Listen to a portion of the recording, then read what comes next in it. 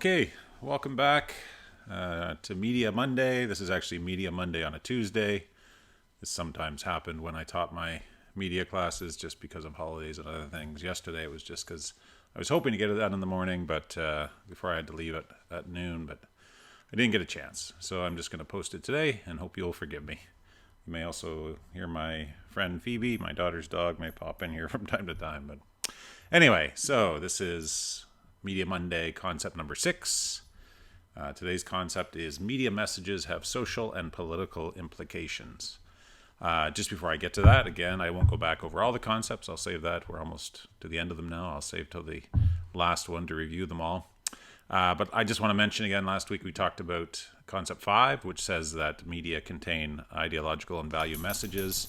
Basically, it means that they reflect our values. They don't necessarily create them, although I'm going to argue a little bit that way today.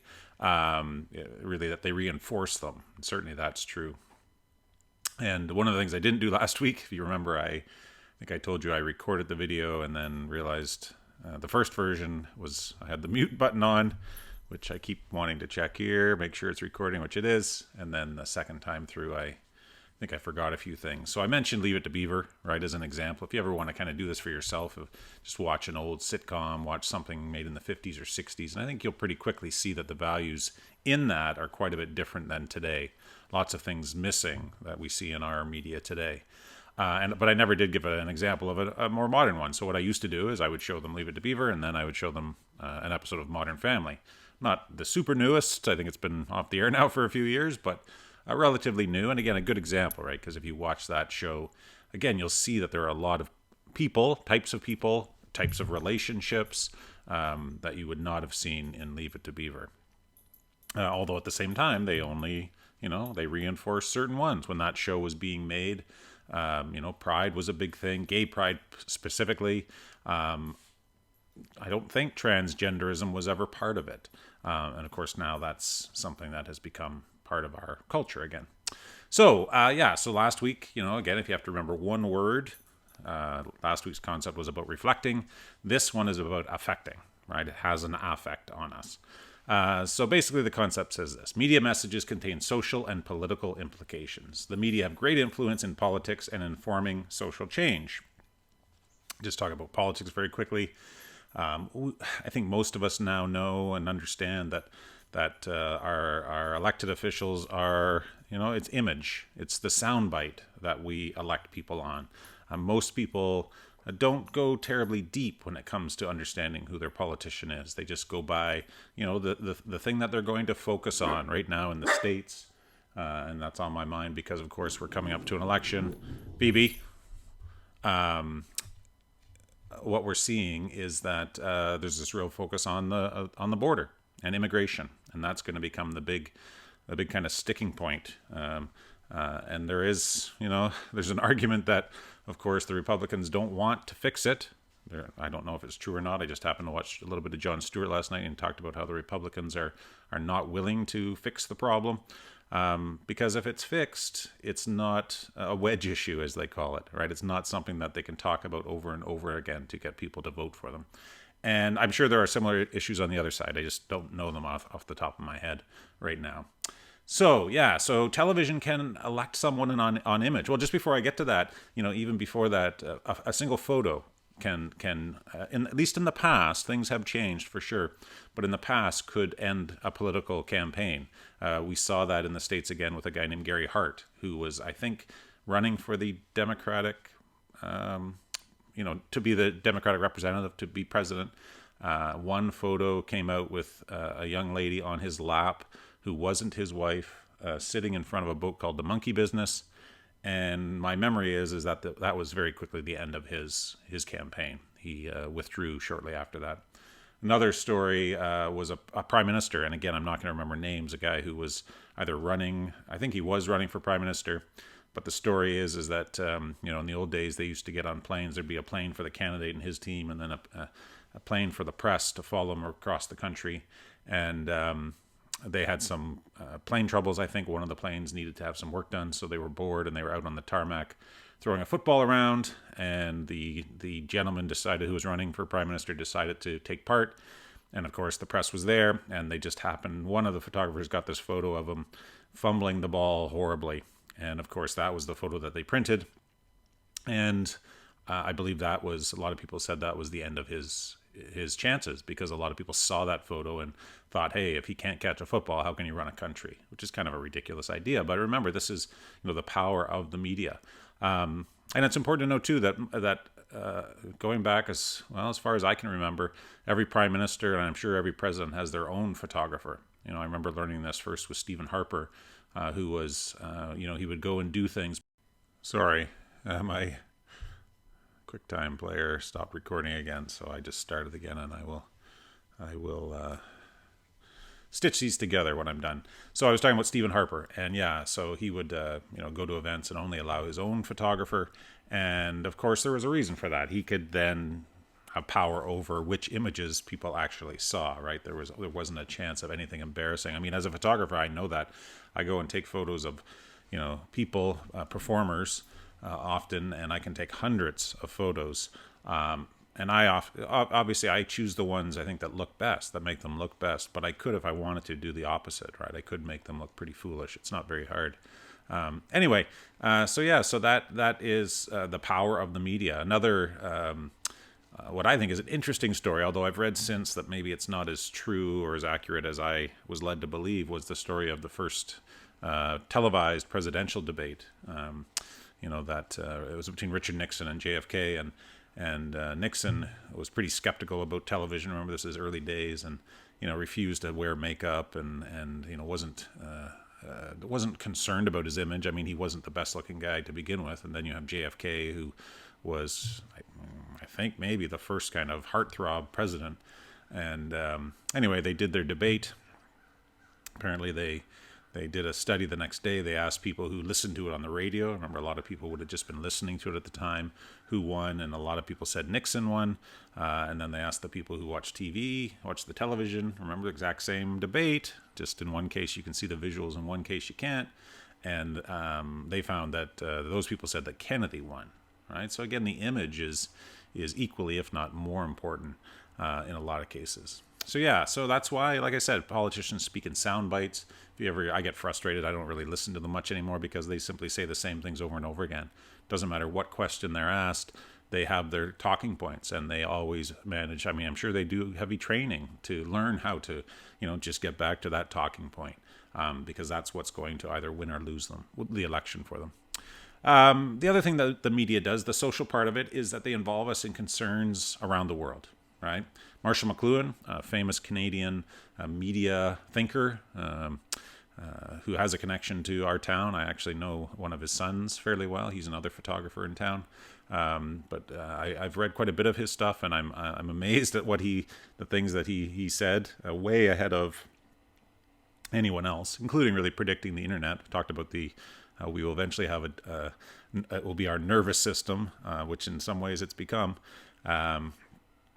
But he had this idea that he talked about the world, that what the media does is it creates a global village, right? And again, think about that image. So it's a village. I live in the village, I think, of Leith, maybe the hamlet, no.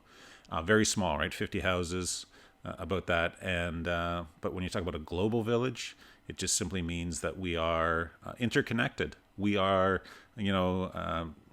unfortunately, something horrible could happen today. Some sort of terrorist attack, kind of like 9/11, and within minutes, if not seconds, we will all know about it. Right? That's the global village. So in a sense, I don't know if it's made us care less about our own communities or not, but it has certainly got us more wrapped up in national issues and global concerns, right? And so when there's a famine around the world, we try to help. And again, you think back to I don't know if you'll remember this, but there was a photo, I think it was immigrants trying to get out of Syria, again, maybe going to Greece, and a famous photo of a body of a young boy on a beach with a soldier looking at it. And that went around the world. And that photo really started a huge wave of countries allowing more immigration, which has also maybe led to where we are now, which is there's a backlash to that's happening. So it does involve us in these things, and the media has the power to move us, right? Clearly, it has the power to sell us stuff, but it does have the power to get us to act if they can get the right message to us. So where I struggle, and one of the things that I really had to start thinking about with these two concepts is I don't think they work independently. They are, there's a relationship between the two, and it's just trying to figure out exactly where that line is. One thing that really helped me is I used to show a video called The Merchants of Cool, made by a guy named Douglas Rushkoff. He's done quite a few PBS documentaries. And if you get a chance, I think it's online. It's a good one to watch. And in it, he talks about this idea called the feedback loop. What's happened is he's been down in Florida during spring break. This is kind of back in the 80s and 90s, and he's witnessed all these young kids flaunting themselves, flashing their butts at cameras on the street, and he's trying to figure out why, what exactly makes people act the way they do, and how is it connected to the media. And he was at this other thing with these teenagers, and he noticed that as soon as the cameras turned to them, they started acting differently. And that's when he came up with this idea. And he said that, what he really witnessed was that or what he thinks is happening is that, we see things on TV, right? We go and we imitate them. And of course, the cameras are there to film us imitating them. And then they package it, they edit it, they sell it back to us. And then we see it again. And we do that again, right? And that's the loop, almost like a spiral, right? It gets a little bit faster. I learned that when I taught this one year in my class, it was early days of TikTok, and there was something called, again, if my memory serves me correct, devious licks, I think was the hashtag.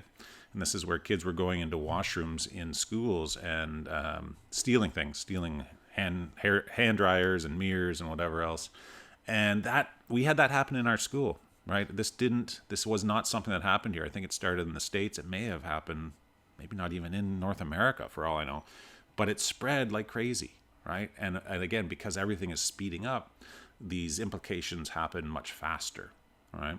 So that's I think that's kind of how it works. Is they show us one thing, and then we'll think even, as an example, I'm not sure if they'll appreciate this or not, but we have neighbors who are just building a house, and it looks like a pretty big house, and I sometimes wonder, why do we need such big homes? But I think part of it is it's that feedback loop, right? We see others living in homes, and we want to imitate them, so we go out and build our own home a little bit bigger, and then we sell that back to them, and they see that, and the next person goes and wants to be a little bit bigger. I don't know. I mean, it doesn't make sense to me because it's just never been appealing to me. But anyway, I think there is a lot of back and forth between these two ideas. Even the idea of selling cool, right? The merchants of cool, that's what it's all about.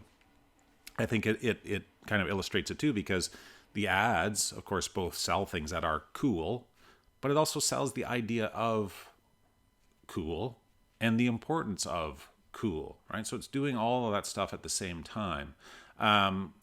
Even maybe I'm maybe reading a little bit too much into this one, but I'm just going to go here and then I'll finish up. I've written here, while the media reflects values, it also conditions us to believe that there are only options within kind of the current system. So remember, think back to the previous concept. So it's reflecting certain values back at us, but it doesn't really leave much room for us to think outside of that box. So as an example, I get tired of people saying how left-wing our media is, right? They'll talk about the legacy or the mass media and say that it's, completely left wing. Some people on the right wing, it's just totally left wing. But, when you really look at what these papers and publications and websites that they accuse of being left wing, it's only within a very narrow spectrum. Really narrow spectrum when it comes to capitalism. And I read somewhere where someone say, the day that I read the paper that has the socialism section, then I'll believe that, right? There's no paper that I know of, at least in North America, that has a socialism section. But every paper has a business section, right? So again, even within that, it doesn't leave a lot of room for discussion. And it conditions us to think that these are the only things that we should think about. And right now, of course, we're seeing the opposite, almost like a new red scare, where even the word socialism is terrifying to people. They really don't understand it and understand how it's supposed to work. They just immediately think Nazis, right? National Socialist Party. Well, again, That's not really what socialism is. Anyway, I'm gonna stop there. I think that's probably far enough with this concept. Just to remind you again, it talks about how the media does really have social and political implications. They shape the way we think about things in many ways. They get us involved in things that we normally wouldn't, have any connection to. If you think back even just 100 years, which isn't that long ago, it would take 2 weeks probably for any information from Toronto to get as far, 2 hours north where we are. Now that's happening instantly around the world. So even the speed of this information is having a profound impact on the way that we think. All right. Thank you again for tuning in. Again, my apologies for being Tuesday rather than Monday. I hope you will, if you have questions, you will ask them. If you can subscribe, that would be great. If you could share this, that would be great. If you want to go to goodnoise.ca and join my mailing list, that would be great. All of these things help, and this is just kind of a slow burn where I'm figuring things out as I'm going along, but I am really enjoying it, and I appreciate those of you who have been watching and following along with me. So thanks. I hope you have a great week.